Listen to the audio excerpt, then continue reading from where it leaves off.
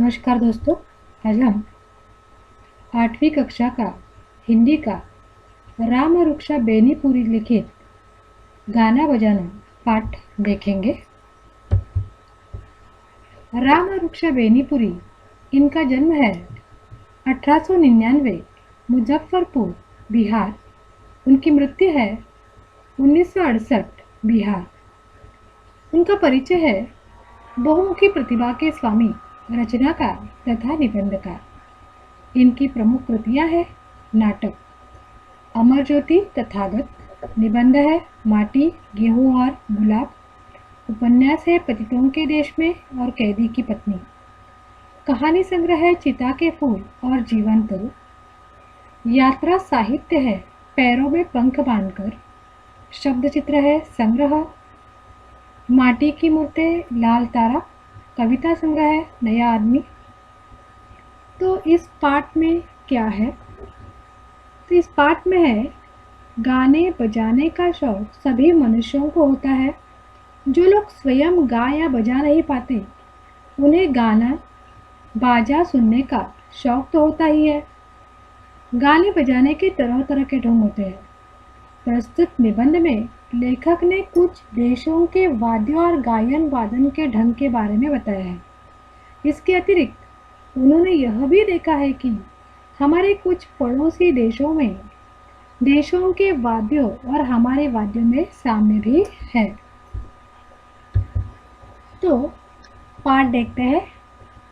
P P पू पू, मतलब यह आवाज़ कौन सी है? ये पिपूही की आवाज़ है। कोई बच्चा बेतहाशा रो रहा है। चुप कराने की कितनी भी कोशिश आप कर रहे हैं, वह चुप नहीं होता। बस आप एक पीपू ही लेकर उसके नज़दीक बजा दीजिए, वह चुप शायद मुस्कुरा भी पड़े और उसे लेने के लिए जिद तो करेगा ही। तो यहाँ पर क्या कहा है कि कोई बच्चा अगर बेतहाशा रो रहा है, उसे कितनी भी कोशिश करो आप चुप कराने की, लेकिन वो चुप नहीं होता। बस आप उसके सामने एक पीपू ही लेकर नज़दीक जाइए। मतलब पीपू ही मतलब क्या? तो बांसुरी, और नज़दीक जाकर उससे बजा दीजिए। तो वह जो बच्चा रो रहा है, वह क्या हो जाता है? चुप हो जाता है। शायद मुस्कुरा भी पड़े और उसे लेने के लिए जिद तो करेगा ही। मतलब पिपूही को लेने के लिए जिद तो वह बच्चा करेगा ही। तो बाजे में यह करामत है ही। तो बाजे में तो यह क्या होती है? करामत होती ही है। लोगों का तो कहना है कि जिस समय मनुष्य जाति अपने बचपन में रही होगी, मतलब मनुष्य जाति का निर्माण हुआ होगा, विद्या बुद्धि का आज जैसा विकास नहीं हुआ होगा। मतलब आज जैसे विद्या और बुद्धि का विकास हुआ है, संगणक युग है, तो उस वक्त विद्या और बुद्धि का विकास भी नहीं हुआ होगा। उस समय भी उसमें गाने बजाने का शौक जरूर हुआ होगा। मतलब जब मनुष्य जाति का निर्माण हुआ होगा, तब भी क्या हुआ होगा? वो तो लोगों को गाने बजाने का शौक जरूर हुआ होगा, ऐसा यहाँ पर लिखा हुआ है। गाने के जरिए हम अपने दिल के उच्छ्वास को प्रकट करते हैं। उच्छ्वास मतलब ऊपर को खींचा हुआ सांस, मतलब उच्छ्वास। तो हम क्या करते हैं? उच्छ्वास को प्रकट करते हैं। और बाजा उस गाने को भड़कदार और दिलचस्प बना देता है। तो गाने को सिर्फ अगर हम गाना गाएंगे तो इतना दिलचस्प नहीं लगता, लेकिन गाने के साथ अगर बाजा भी हो तो गाना कैसा हो जाता है? भड़कदार और दिलचस्प हो जाता है। आज संसार के पिछड़े से पिछड़े देश में जाइए, आप वहाँ गाना बजाना जरूर पाएंगे। मतलब कौन से भी देश में जाइए, पिछड़े से पिछड़े देश में जाइए, वहाँ भी क्या होता है? गाना बजाना हम जरूर पाते हैं, मतलब जरूर पाएंगे ही। तो यहाँ पर लिखा है, पहले कौन सा बाजा बना होगा? इसका अंदाज लगाने वाले कहते हैं कि पहले कई चीज़ों को इकट्ठा कर उन्हें पीट पीट कर शब्द निकालने की चेष्टा की गई होगी। तो पहले कौन सा बाजा बना होगा? इसका अंदाज लगाने वाले जो लोग हैं वो क्या कहते हैं, पहले क्या किया होगा? तो कई चीज़ों को इकट्ठा कर उन्हें पीट पीट कर शब्द निकालने की चेष्टा की गई होगी। मरे हुए पशुओं के चमड़े को पोपले कद्दू पर मढ़कर ढोल, तो ढोल का निर्माण किस प्रकार हुआ? तो ढोल का निर्माण करने के लिए क्या किया गया है? मरे हुए पशुओं के चमड़े को पोपले कद्दू पर मढ़कर ढोल का निर्माण किया होगा। नरकट की गांठों को छेदकर, क्योंकि नरकट को क्या होते हैं, बहुत सी गांठें होती है, तो उस बहुत सी गांठों को क्या करके छेद कर उससे क्या बनी होगी? पिपूही बना ली गई होगी। किसी पोपली चीज में छोटे छोटे कंकड़ रखकर उसे हिलाने डुलाने पर एक प्रकार का स्वर निकलते देखकर झुनझुना बनाने की कल्पना की गई होगी। तो पोपली चीज को, पोपली मतलब क्या? जो भीतर से खाली है। तो जो भीतर से खाली चीज है उसमें क्या रखा होगा? कंकड़। कंकड़ मतलब छोटा सा पत्थर। कंकड़ रखकर उसे हिलाने डुलाने पर एक प्रकार का स्वर निकलते देखकर झुनझुनी बनाने की कल्पना की गई होगी। आज भी बहुत से देशों में 3 बाजे हैं, ढोल, पिपूही और झुनझुना। हमने ऊपर देखा है ढोल किस प्रकार बना होगा, पिपूही किस प्रकार बनी होगी और झुनझुना किस प्रकार बना होगा। तो चाहे उनका आकार प्रकार अलग हो, मतलब हर एक देश में उनका आकार अलग होता होगा, प्रकार अलग होता होगा, लेकिन इन तीनों के सहारे ही नाना तरह के स्वर निकाले जाते हैं। मतलब ये जो 3 है, कौन है? ढोल, पिपूही और झुनझुना, इनसे ही क्या किया होंगे? स्वर निकाले जाते होंगे, मतलब जाते हैं। तो आगे कहा है, वनवासी लोगों के गाने बजाने को गौर से सुनने पर मालूम होता है कि उनमें ताल पर ज़्यादा ध्यान दिया जाता है। मतलब वनवासी लोग जो होते हैं गाते कम है, मतलब गाना मतलब सुर कम निकालते हैं, लेकिन वो क्या करते हैं? ताल, उनका ताल पर ज़्यादा ध्यान होता है, मतलब वो वाद्य बजाते हैं। ज़्यादातर क्या करते हैं वो लोग? वाद्य बजाते हैं। तो वनवासी लोगों के गाने बजाने को अगर गौर से सुनने पर मालूम होता है कि उनमें ताल पर ज़्यादा ध्यान दिया जाता है, सुर पर नहीं। अमेरिका के रेड इंडियनों को देखिए या अफ्रीका के हबशी लोगों को, गाने बजाने में ताल की ही प्रमुखता उनके यहाँ है। मतलब जिस प्रकार वनवासी लोग होते हैं उनका ध्यान किस पर होता है? उनका ध्यान ताल पर होता है। उसी प्रकार अमेरिका के रेड इंडियन लोग हो या अफ्रीका के हब्सी लोग हो, वे भी क्या करते हैं? गाने बजाने में ताल की ही प्रमुखता उनमें उनके यहाँ भी है। तो रेड इंडियनों का टमटम और हबशी लोगों का ढोल ताल ही देता है। तो रेड इंडियनों का क्या है? टमटम, और हबशी लोगों का क्या है? ढोल। ये क्या करते हैं? सुर नहीं देते, बल्कि क्या करते हैं? ताल ही देते हैं। हबशी लोग जो है, तो हबशी लोग तो ढोल बजाने में इतने उस्ताद है कि उन्होंने ढोल की भाषा का इजाद कर लिया है।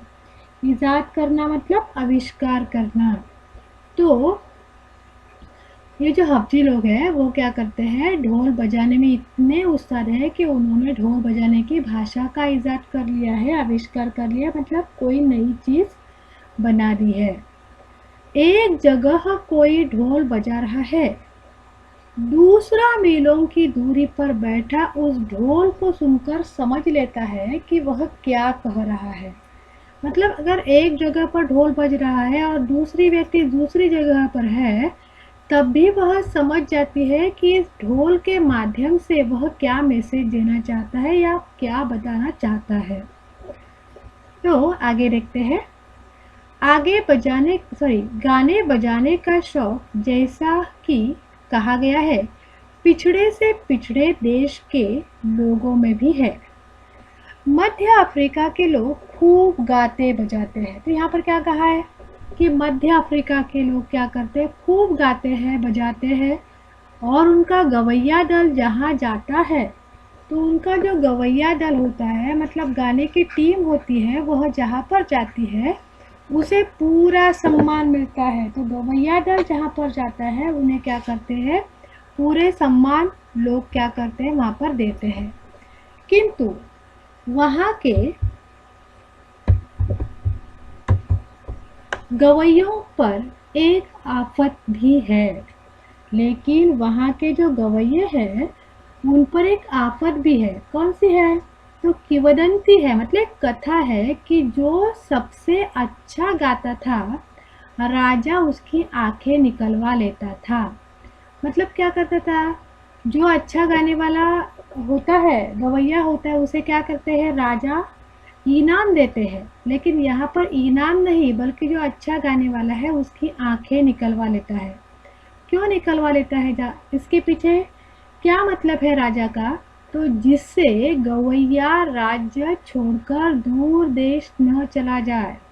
मतलब जो अच्छा गाने वाला गवैया है वह दूसरे देश में न चला जाए, क्योंकि राजा क्या चाहता है, ये अच्छा गाने वाला जो व्यक्ति है वो आप हमारे, मतलब जो गवैया है वह अपने देश में ही रहे, इसलिए उसकी आंखें निकलवा देती है। और जिससे गवैया राज्य छोड़कर दूर देश न चला जाए, वह उसका क्या है, सिर्फ राजा का मतलब है। हर पूर्वी देश का एक ना एक बाजा मशहूर है। हर पूर्वी देश का एक ना एक बाजा क्या है, मशहूर है, प्रसिद्ध है। जिस प्रकार भारत में वीणा प्रसिद्ध है, तो सभी लोग जानते हैं भारत में क्या है, वीणा प्रसिद्ध है। वीणा सबको पता है, जो सरस्वती माता के हाथ में होती है। तो हमारी सरस्वती देवी भी वीणा ही बजाती है। इसे भारत का राष्ट्रीय बाजा समझा जा सकता है, क्योंकि यह जो वीणा है हमारी देवी सरस्वती के हाथ में होता है, और इसलिए इसे क्या कहते हैं, भारत का राष्ट्रीय बाजा समझा जाता है। किसे? वीणा को। चीन के ऐसे बाजे का नाम राजा है। तो चीन में भी ऐसा क्या है, बाजा है, मतलब वीणा जैसा बाजा है। जैसे कि भारत में वीणा है उसी प्रकार चीन में भी बाजा है, लेकिन उसे क्या कहते हैं, राजा। एक काठ का तख्ता लटका रहता है जिस पर 16 पत्थर के टुकड़े दो पंक्तियों में सजाए रहते हैं, जिन पर एक काठ की मुंगरी से हल्के हल्के मारकर नाना तरह क्या करते हैं, स्वर निकाले जाते हैं। तो बर्मा में एक तरह की ढोल तरंग बनाई जाती है। बर्मा में क्या करते हैं, एक तरह की ढोल तरंग बनाई जाती है। भिन्न भिन्न आकार के 21 ढोलों को अर्धवृत्ताकार, मतलब अर्धगोलाकार में रखते हैं, और बजाने वाला उनके बीच में बैठकर या खड़े होकर उन्हें बजाता है। तो भिन्न भिन्न आकार के 21 ढोल, भिन्न आकार के, एक ही आकार के नहीं बल्कि भिन्न भिन्न आकार के 21 ढोलों को क्या करते हैं, अर्धवृत्ताकार में रखते हैं, मतलब अर्ध गोलाकार में रखते हैं। और क्या करते हैं, और बजाने वाला जो है वह उनके बीच, मतलब उसके बीच में बैठकर या खड़े होकर उन्हें बजाता है। जापानी लोग बांस के पोपले टुकड़े को क्रम से रखकर उन्हें पीट कर एक प्रकार का दिलचस्प स्वर तरंग निकालते हैं। तो ये जो जापानी लोग जो होते हैं वह क्या करते हैं, बांस के पोपले टुकड़े को, पोपला मतलब क्या, खाली, तो बांस का खाली टुकड़ा जो होता है उसको क्रम से रखकर उन्हें पीट कर एक प्रकार की दिलचस्प स्वर तरंग निकालते हैं। ऐसे एंगलोंग कहते हैं, और जिसे क्या कहते हैं, उसे जापानी लोग क्या कहते हैं, एंगलोंग कहते हैं।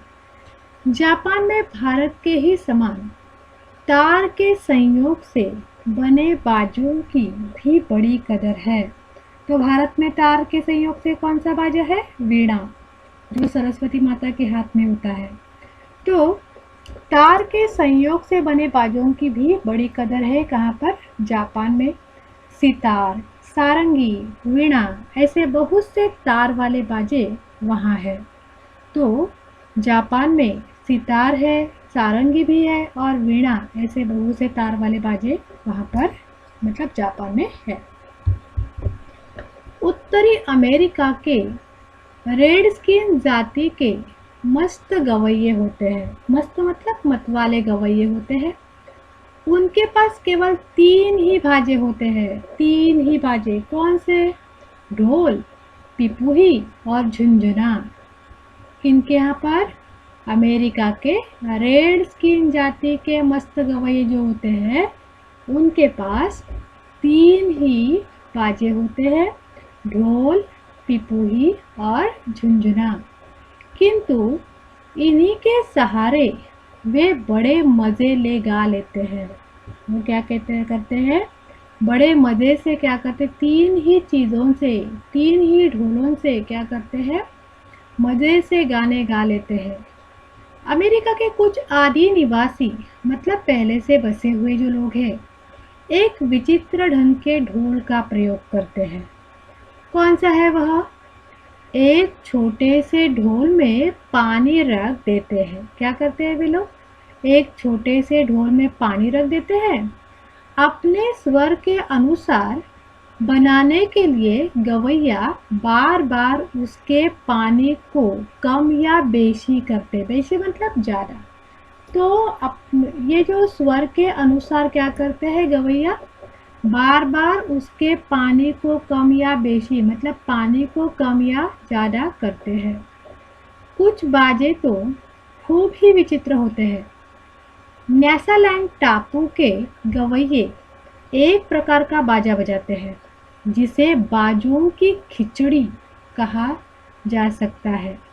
तो बाजों की खिचड़ी क्यों कहते हैं? देखिए, पैर में अखरोट के छिलके बंद रहते हैं जिनके भीतर पत्थर के छोटे छोटे टुकड़े होते हैं। हाथ में एक तार वाला बाजा रहता है जिसके सिरे पर घंटी लटकती रहती है। जब वे गाते हैं एक ही साथ झुनझुने, घंटी और तार की आवाज़ निकलती है। इसीलिए इसे क्या कहते हैं? बाजों की खिचड़ी। तो फिजी के आदिवासी एक लंबी सी बंसी अपनी नाक से बजाते हैं। तो बंसी नाक से बजाते, मुंह से नहीं बजाते बल्कि कहाँ से? नाक से बजाते हैं। मलाया में भी ऐसी विचित्र बंसी देखी जाती है। कहाँ पर? मलाया में भी ऐसी विचित्र बंसी देखी जाती है। मैक्सिको में जो काठ के मरिम्बा का प्रयोग किया जाता है उस पर एक साथ ही 4-4 आदमी तक बजा लेते हैं। तो मैक्सिको में जो काठ के मरिम्बा का प्रयोग किया जाता है उस पर एक साथ 4-4 आदमी तक बजा लेते हैं। हमारे देश का सिंगा भी दूसरे देशवासियों के लिए कुछ कम आश्चर्यजनक बाजा नहीं है। सिंगा मतलब फूंक कर बजाया जाने वाला एक बाजा। तो हमारे देश में जो सिंगा है वह भी दूसरे देशवासियों के लिए कुछ कम आश्चर्यजनक बाजा नहीं है।